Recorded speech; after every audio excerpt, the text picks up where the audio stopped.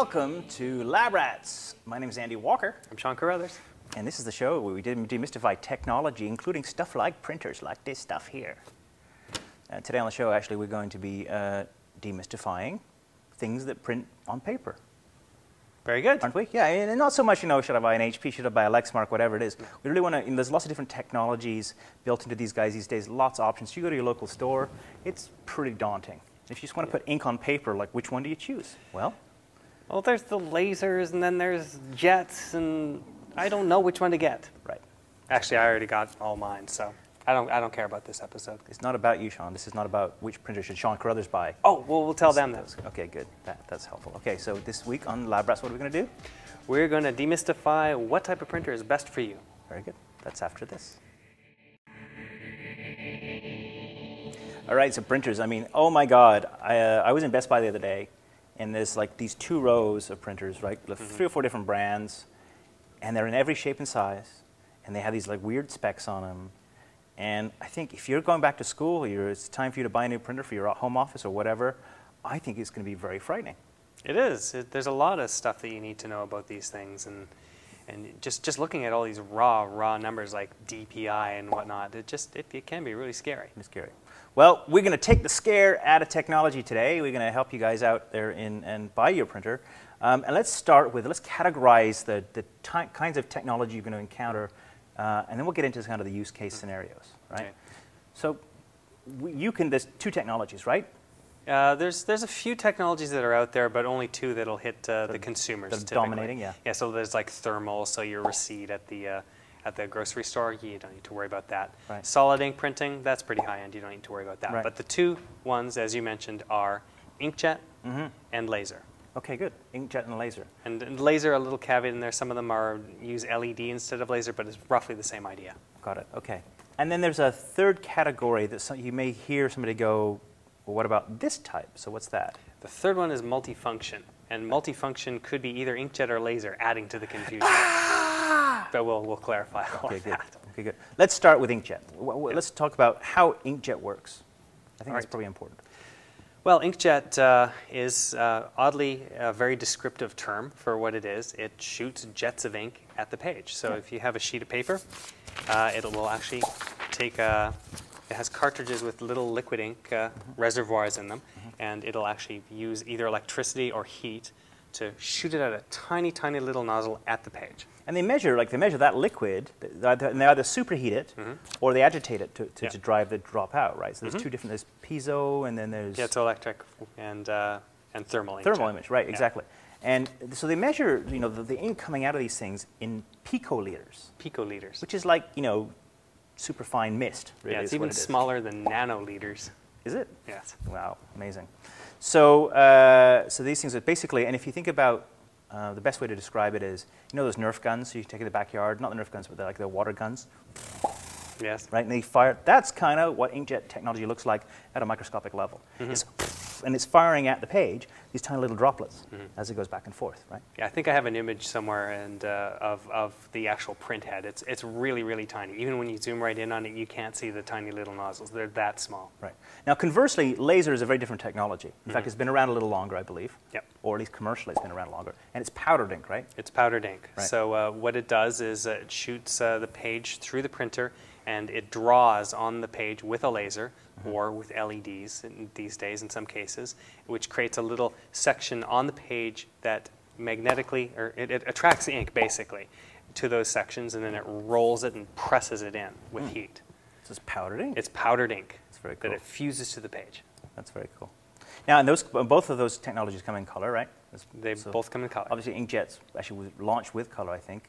I don't know if I've heard of a monochrome inkjet printer, but maybe it's been a while. They probably had a few that were just strictly monochrome weight in the early days, but they've been color for over a decade. Yeah, and lasers only really, laser printers, color laser printers have been around for a little while, but they've been affordable very recently. Right, yeah, so when we used to get color lasers, they would basically be only for office use, and they would cost $10,000 maybe, and they were basically the size of a small refrigerator because they needed that much technology and cooling and all of that. But now this is actually a color laser now.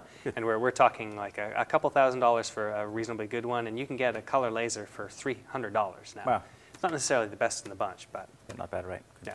And then let's finally define what multifunction is, because I think that's important before we move on.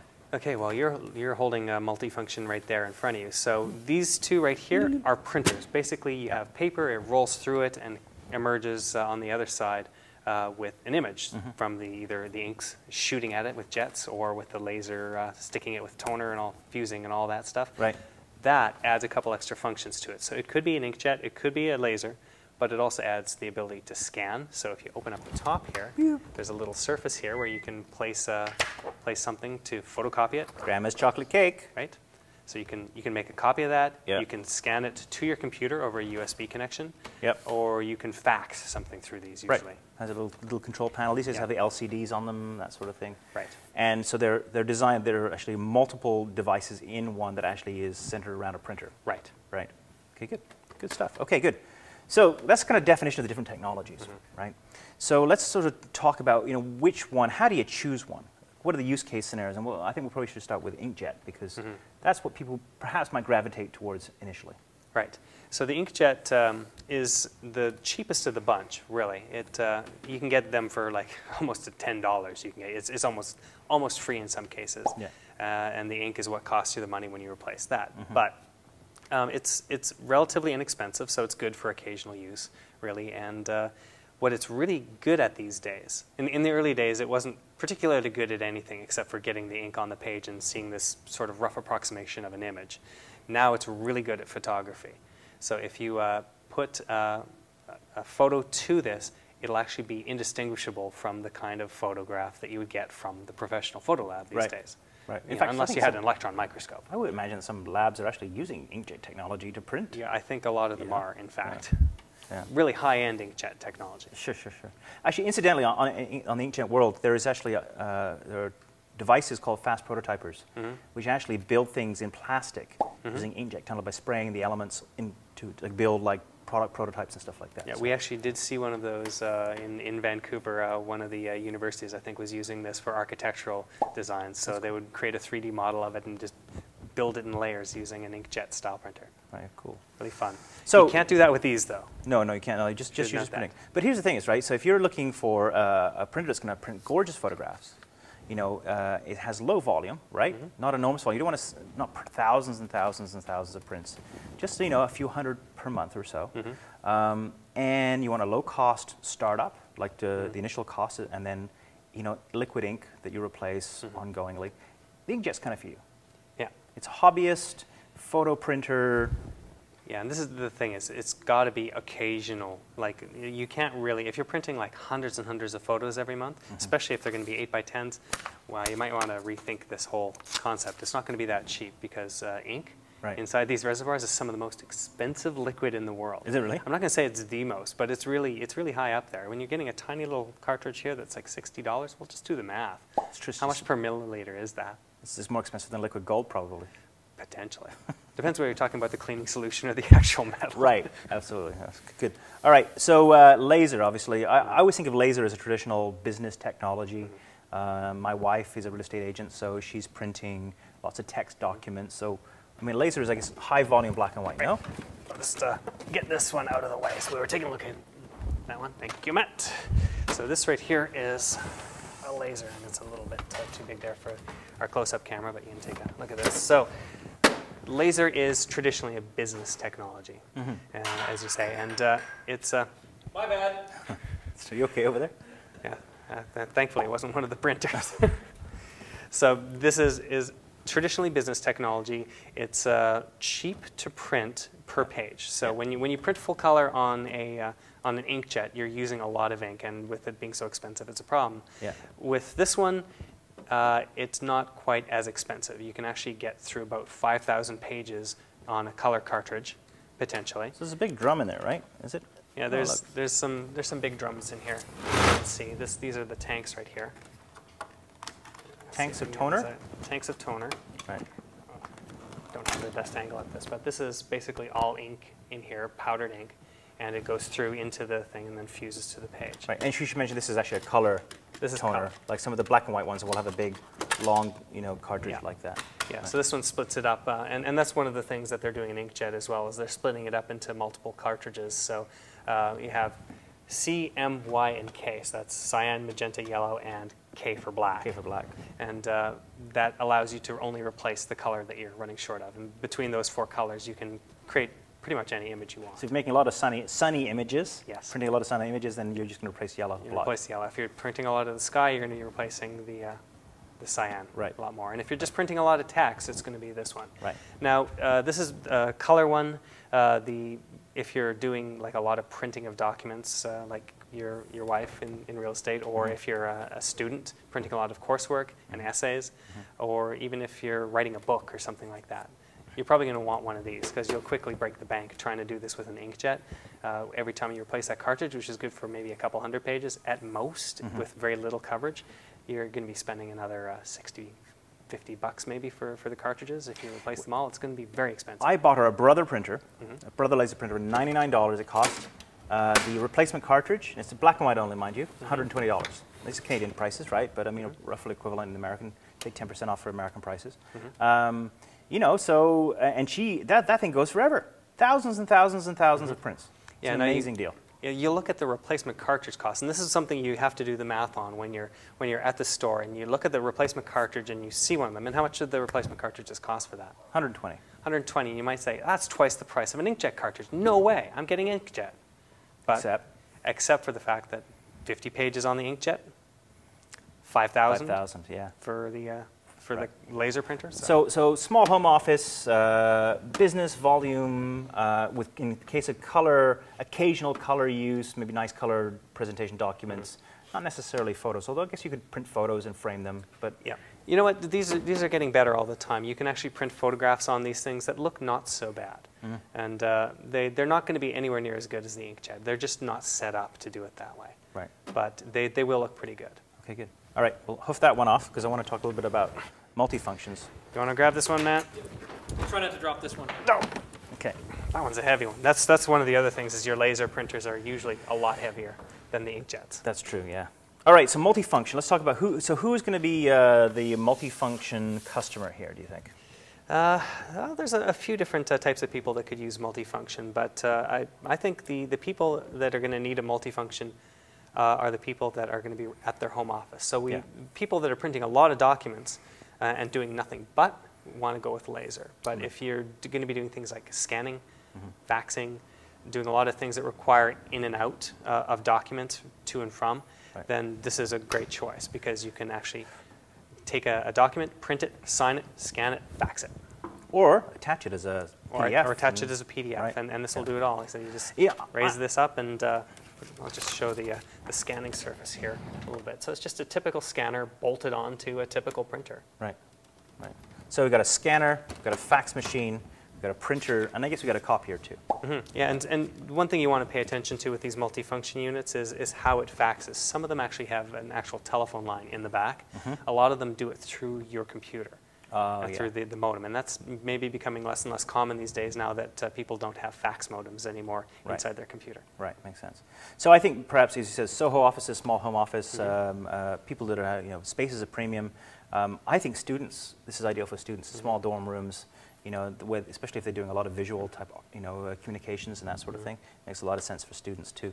And the price point really is not that much more. It's incrementally. It's like $100 more than a decent, printer-only version of something like this. Yeah.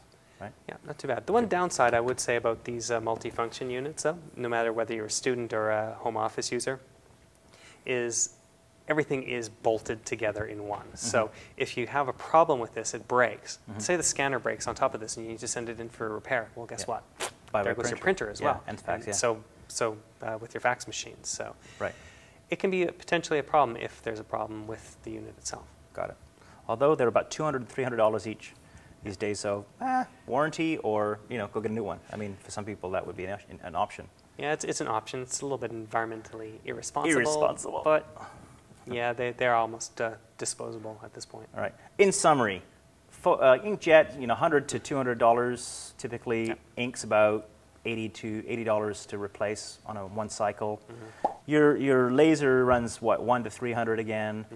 Your $100 a cartridge. $150 a cartridge, perhaps, if you could depending color. On the unit and the capacity of the cartridge, yes. Right. So potentially, then you could spend $500 to replace all of your color cartridges. Yeah, but again, lasts you forever. It could last you for a Right. good long time. When's the last time you printed 5,000 pages? Right, exactly. It takes a while. I have a novel underway. No, I'm just kidding. And then finally, of course, the multifunction. Again, they in the same price range. You know, Yep. $200 to $500. I bought a really nice Epson Workforce, 6,000 or something for my wife. Something similar to this one. I think it was $299. And again, worth stressing that these come in both inkjet and laser, so make sure you get the one that, you want. need. If you're going to be printing a lot on these, then by all means get the laser. Yeah. But then your print quality will suffer. Now in the past, multifunction printers weren't particularly good at the printing section. They were very functional in terms of being able to Yeah, it was print like your a jack documents. of all trades, master of none kind of idea. Yeah, but this one right here, the Epson, they really are priding themselves on the quality of the prints. It's got multiple cartridges in here, different.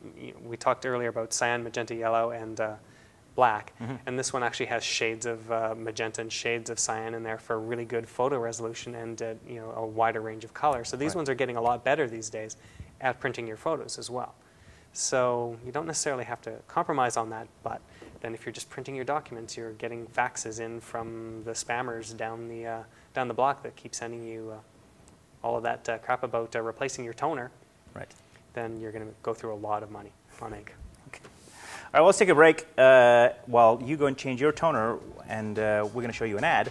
And when we come back, a little clip from one of the other shows on Butterscotch.com, and then, of course, Picture Time. That's after this. So, did you print anything out yet? I'm printing things for Picture Time. Oh, good. Well, no, not really. All right. All right, while he does that, let's have a look at a brand new superhero that's shown up on Butterscotch. No, it's not Captain Rasterizer. Captain Rasterizer was not adapted into a show. You may remember that from a while ago about fonts. Thank goodness that one is canceled. Let's take a peek at the opening of a new show featuring a superhero on Butterscotch.com. You're going to love this. Take a look.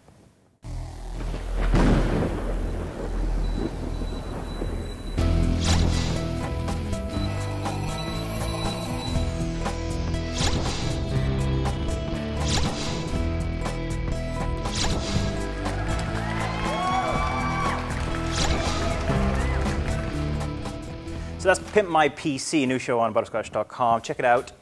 It'll be available shortly. In fact, if you go there now, you might even see it, depending on what time of year it is. Now on to Picture Time. And have you happily printed out everything now? Yeah, I printed some stuff out. These are not actually our pictures. These are sample pictures that came with the printer. So we just made a couple copies here just to prove it can be done. There we go. That's amazing. So the pictures that you actually sent to us, though, we've got those too. Do we have any more lake pictures? No lake pictures, unfortunately. Okay. Not now. Send us pictures of your lake. Okay. So this right here is a screenshot from an iPhone, obviously. Yeah. And this is Quinn from Calgary and his friend. And I'm going to say his friend is named Slide to Unlock.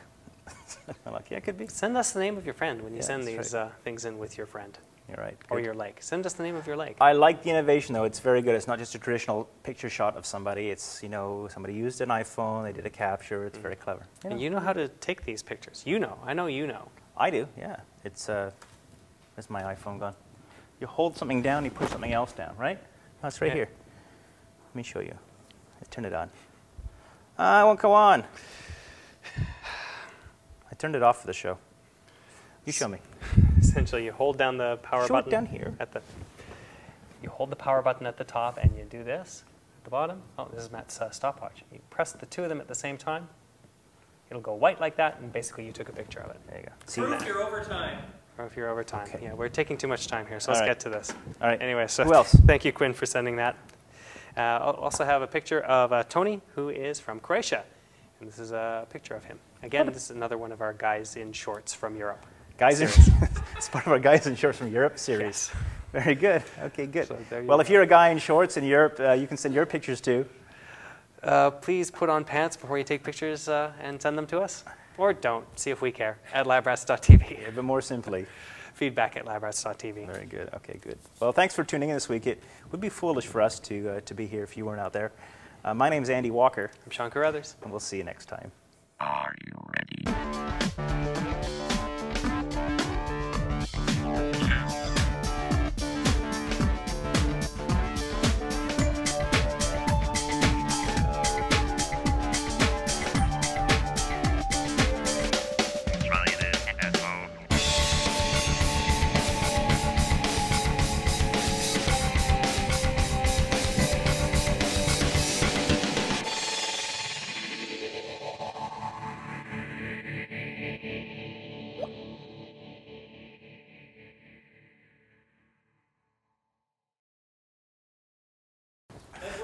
That's good. I actually turned my phone off so it wouldn't ring, and I suffered for it.